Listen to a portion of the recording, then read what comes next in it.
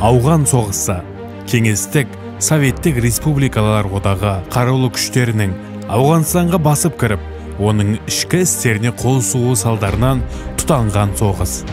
Кеңестік одақтың коммунистік партиясы және Кеңестік Советтік Республикалар одағы басшылығы Ауғанстандағы 1978 жылғы сәуір төңкерісі нәтижесінде билікке келген халықтық демократиялық үкіметті қолдап, көршілес елдің социалистік бағытпен дамуын көздеп, интернационалдық әскери жәрдем береміз деген желеумен оның ішкі істеріне араласты.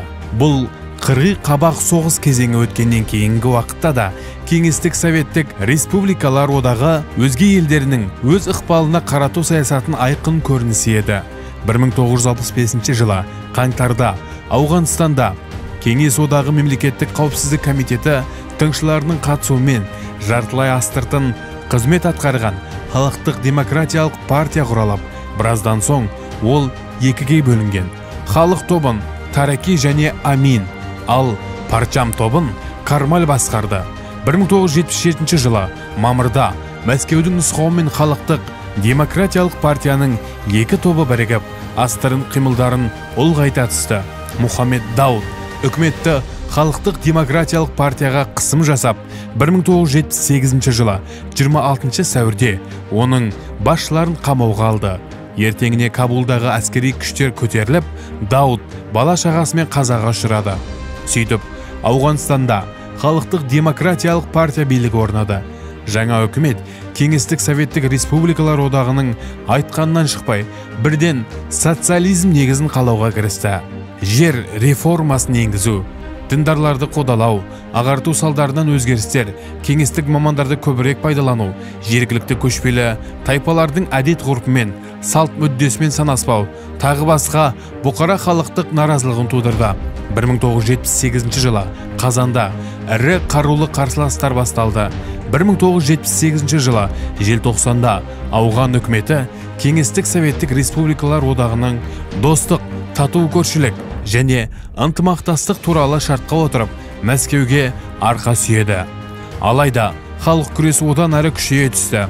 1979 жылдың арқасында 26 уәлаятта 18 көтеріліс өрті лаулады. Сондай жағдайда халықтық демократиялық партия басшылары өзара тартысып, Кармаль тобы жеңіліп, оның өзін Чехословакияға елші етіп жіберді.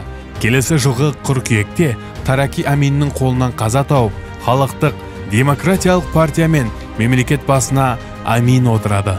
Бұл жағдайда Мәскеу өз мүддесіне қауіп ретінде қабылдады. Кеңестік Советтік Республикалар одағы мемлекеттік қауіпсіздік комитеті Аминді қызметінен шеттетіп, партиямшыларды билікке әкелуге әрекеттенді. 1979 жылы 12 желтоқсанда Кеңес одағы басшыларының шағын тобы Брежнев, Андропонов, Суслов, Устинов, Громко Ауғанстанға кеңес әскерін енгізу туралы шешім қабылдады. Сөйтіп 1979 жылы 27 желтоқсанда КСРО әскерлері Ауғанстан шекарасына өтіп, онда 1989 жылдың 15 ақпанына дейін соғыс қимылдарын жүргізді.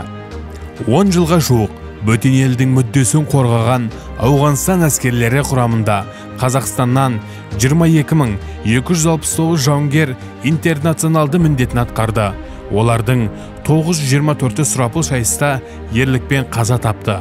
21 адам хабар ошарсыз кетті. Мыңдаған азаматтар елге мүгедек болып оралды. Қаншама қазақстандық отбасына қасірет әкелген Ауған соғысы біз үшін осылай аяқталған болатын. Сондықтан елімізде жыл сайын 10 жылға жуық созылған соғыста қаза болған ардагерлерге тағзым етіп, еске алып, олардың рухтарына бас иеміз. Өйткені бұл соғыста өрімдей жас жігіттер жазықсыздан жазықсыз құрбан болды. Ауған жерінде болған зұламат соғыста кеңес әскерлері қайталанбас қаһармандық танытты. Мейлі, өзге елде болсын, халықтың тыныштығын қалаған батырларымыздың басым бөлігі сол сұм жылдарда Майдан даласында қаза тапты. Тағы бірі үсті-үстіз жоғалып кетті. Биылғы жылы кеңес әскерлерінің Ауған жерінен шығарылғанына 35 жыл толып отыр. Ауған соғысының қанды қырғынынан аман есен оралғанымен жандары жаралы ардагерлер ортамызда жүр. олардың дұшпан оғынан қаза тапқан майдандас достарының соңғы сапарға шығарып салып тұрып, көздері жасқа, жүректері мұңға толған шақтары көп. Сонда да ата-баба рухына дақ түсірмей, елге абыроймен оралды.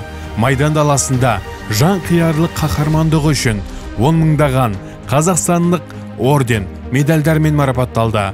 Осылайша 1989 жылы 15 ақпанда отқа оранған 10 жыл, яғни 110 айға созылған соғыс аяқталды.